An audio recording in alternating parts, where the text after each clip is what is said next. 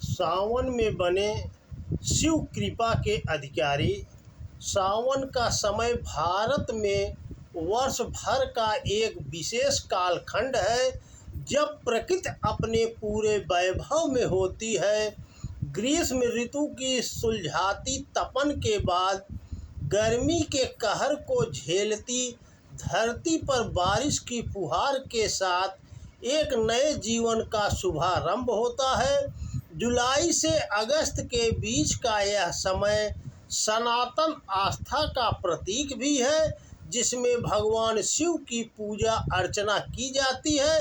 कृषि की दृष्टि से भी यह महत्वपूर्ण माह रहता है, जब किसान फसलों की बुआई करते हैं। धान, मक्का, ज्वार, बाजरा से लेकर सूरजमुखी व कई सब्जियों की बुआई इस दौरान की जाती है। गर्मी की सुलझ के बाद वास्तव में यह राहत का दौर रहता है। गर्मी से सूखे पड़े पेड़ पौधे, नदी, तालाब व जल स्रोत सावन की बारिश के साथ नया जीवन पाते हैं। चारों ओर खुशी की लहर छाई रहती है। आसमान को ढके बादलों के झुंड चारों ओर आवारा बच्चों की भांति भागते, दौड़ते, खेलते, मस्ती में झूमते। बादलों के फाहे पूरे परिवेश को अपने जादुई आगोश में लिए रहते हैं। आश्चर्य नहीं कि हर व्यक्ति के जीवन में इसकी मस्ती का आलम कुछ यूँ छाया रहता है कि यह हर माह, हर वर्ष स्मृति कोश में नई यादों को जोड़ता है। हालांकि धरती के कुछ हिस्सों में प्राकृतिक कोप एवं आपदा की घटनाएं भी इस दौरान घटित होती हैं, जिसमें से अधिकांश मानव निर्मित रहती है। श्रवण नक्षत्र वाली पूर्णिमा के कारण इस माह का नाम श्रवण पड़ा है। हिंदू पंचांग के अनुसार वर्ष का यह 5वां माह है, जो सबसे पवित्र माहों में से एक है। यह धार्मिक आस्था से जुड़ा हुआ माह है, जब भक्तिमय गीत, संगीत, धार्मिक अनुष्ठानों एवं आध्यात्मिक साधनाओं के साथ वातावरण गुंजायमान रहता है। रक्षाबंधन, नाग पंचमी, हरितालिका तीज, गुरु पूर्णिमा जैसे पर्व त्योहार इसी बीच पड़ते हैं। श्री कृष्ण जन्माष्टमी का महोत्सव सावन माह की पूर्णिमा के 7 दिन बाद अष्टमी के दिन मनाया जाता है। सावन में वैसे तो सभी दिन खास रहते हैं, लेकिन सोमवार का विशेष महत्व रहता है, जिसकी संख्या 4 से 5 रहती है। इस दौरान कुंवारी कन्याओं के लिए 16 सोमवार के व्रत का विधान रहता है। मान्यता है कि इनका नैष्ठिक पालन करने से उन्हें भगवान शिव जैसा जीवन साथी मिलता है। इस दौरान कृष्ण पक्ष की चतुर्दशी तिथि पर पड़ने वाली शिवरात्रि का विशेष महत्व रहता है, जिसमें भगवान शिव और माता पार्वती की पूजा अर्चना की जाती है। सावन माह में शिव भक्ति के साथ कई पौराणिक कथाएं गाथाएं जुड़ी हुई हैं। मार्कंडू ऋषि के पुत्र मार्कंडेय दीर्घायु के लिए सावन माह में घोर तप कर शिव कृपा के अधिकारी बने थे, जिसके बल पर मृत्यु के देवता यमराज भी उनके समक्ष नतमस्तक हो गए थे। दूसरी पौराणिक कथा के अनुसार भगवान शिव सावन माह में धरती पर अवतरित होकर अपनी ससुराल गए थे, और जहां अर्घ्य और जलाभिषेक के साथ उनका भव्य स्वागत किया गया था।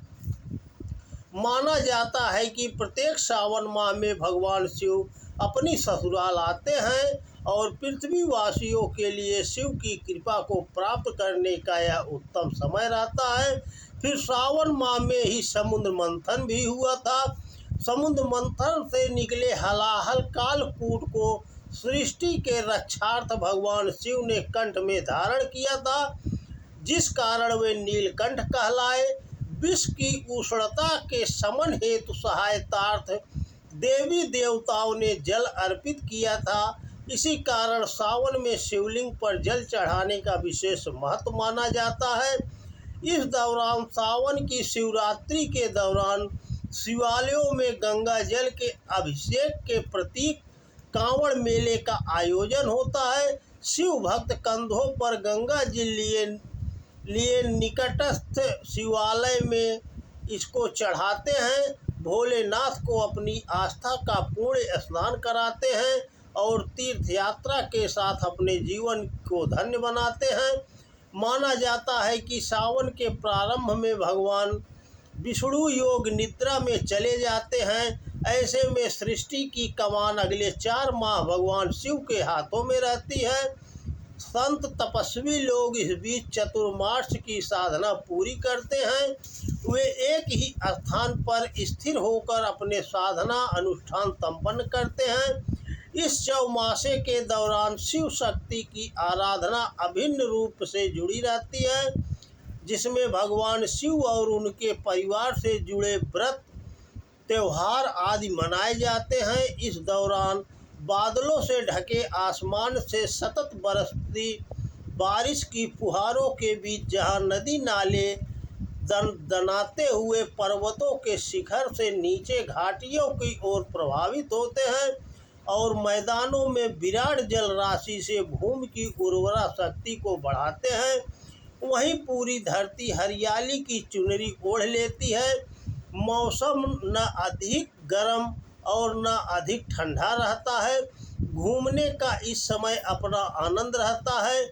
यह बात दूसरी है कि इस दौरान मैदानों में बाढ़ तो पहाड़ों में भूस्खलन, बादल फटने जैसी प्राकृतिक लोमहर्षक आपदाएं भी घटित होती नजर आती हैं और आजकल इनकी आवृत्ति एवं विकरालता क्रमशः बढ़ती जा रही है।